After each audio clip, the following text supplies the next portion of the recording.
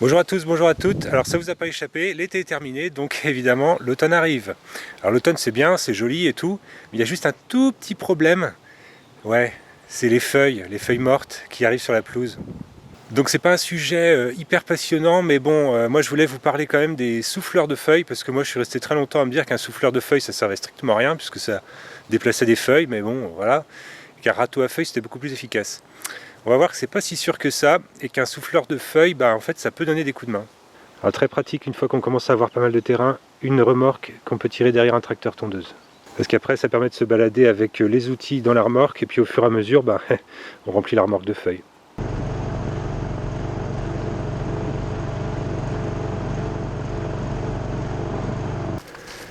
Donc là on voit par exemple une zone avec peu de feuilles, une peu de densité de feuilles. En fait je fais beaucoup de coups de râteau, je suis obligé de tourner autour des arbres, de tourner autour de tout pour vraiment récupérer un petit peu de feuilles à droite à gauche pour faire au final un tas pas très énorme. Dans le même genre de zone avec le souffleur de feuilles, bon, c'est pareil, hein, ça prend un petit peu de temps, par contre c'est beaucoup moins pénible, j'ai juste à me déplacer avec le souffleur de feuilles dans la main. Avec le souffleur de feuilles, ça permet en fait de virer toutes les feuilles qui sont pas loin des arbustes dans les arbustes, quoi.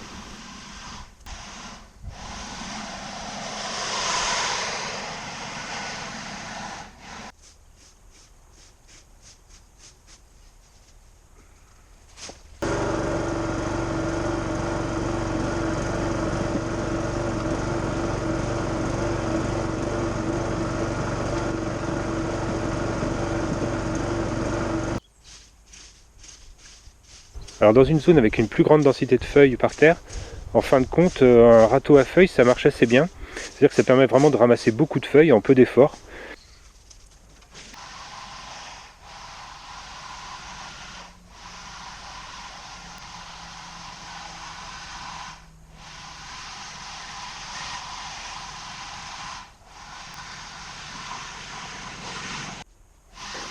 Bon alors après évidemment hein, on peut aussi faire du souffleur à feuilles.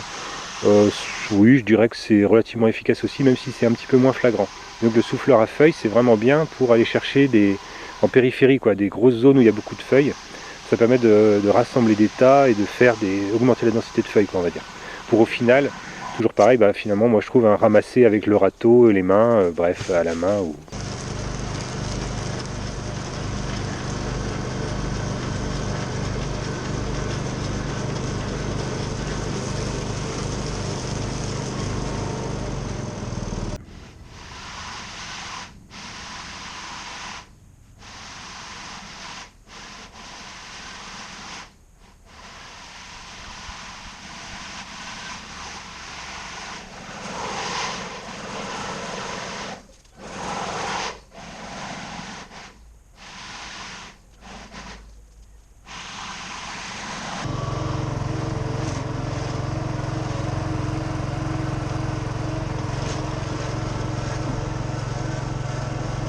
alors évidemment quand on a un tracteur tondeuse aussi comme ça, ou même une tondeuse normale après tout, hein, ça peut être tout simplement de rouler sur les feuilles quoi.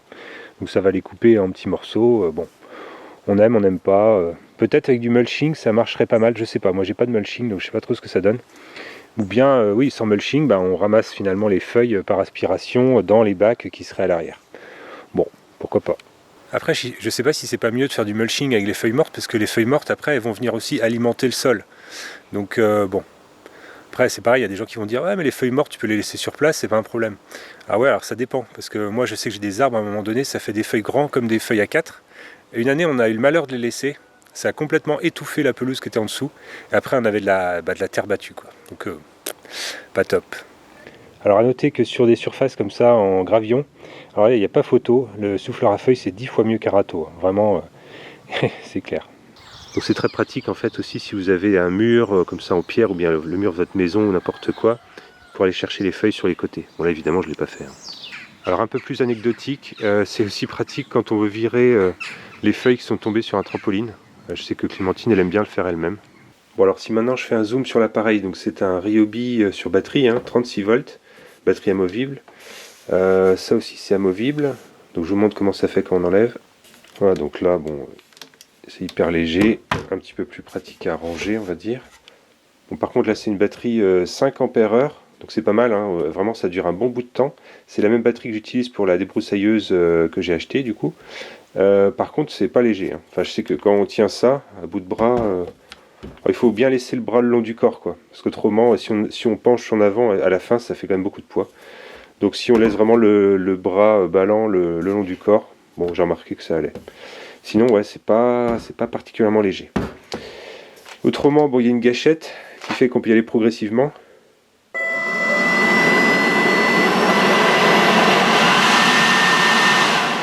Voilà, donc je pense qu'il y a 3 ou 4 positions en fin de compte, quoi.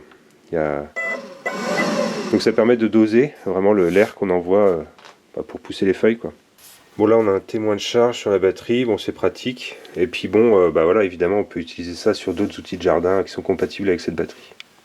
Bon voilà pour cette petite vidéo très rapide, très simple, hein, pour voir un petit peu l'efficacité ou l'intérêt d'un souffleur de feuilles. Moi je vous dis, vraiment j'en doutais à l'époque, puis bon là on m'a offert celui-là, voilà, je vais pas cracher dans la soupe, hein, donc j'ai testé.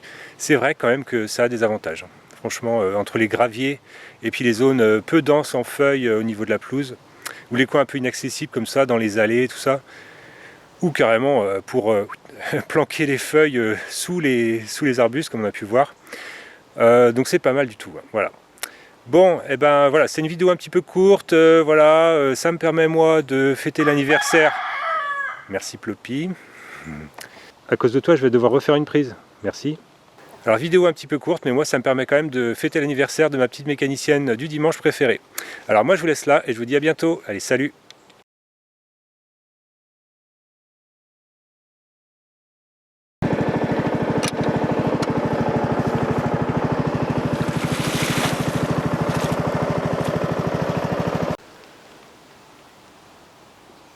Ouais quand même.